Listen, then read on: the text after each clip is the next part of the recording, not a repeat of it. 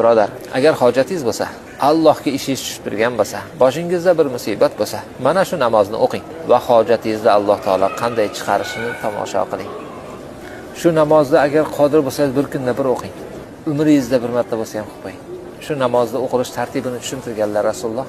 4 rakatli nafl namoz o'qishni niyat qildim deb subhanakallohimmani aytadi, sura-i Fotihani o'qiydi.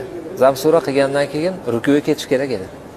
Rukuga ketmasdan 15 marta subhanallohi valhamdulillahi va la ilaha illallohu vallohu akbarni aytadi. 15 marta. Keyin ruku qiladi. Ruku qilgan paytda subhanallohi valhamdulillahi va la ilaha illallohu vallohu akbarni 10 marta aytadi. Rukudan tikka turadi. Samiallohu liman hamidah deb shunda Robbana lakal hamd aytadi-ku. Shuni o'rniga subhanallohi valhamdulillahi va la ilaha illallohu vallohu akbarni 10 marta aytadi.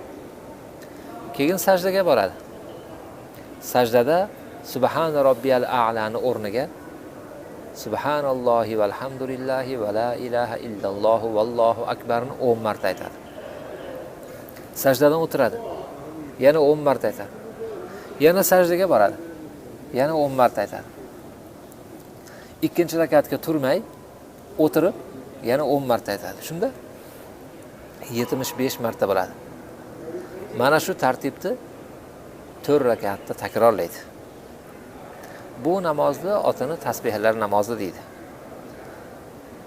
Ulamolar aytishar ekan, kishi Allohga hojati bo'lsa, qanaqa hojat bo'lsa, xoh qarzi bo'ladimi? Xoh kasalligi bormi? Xoh boshiga bir musibat tushibdimi? Xoh gunohlari bormi? Bundan ko'ra yaxshiroq uni xorij qiladigan narsani ko'rmadik.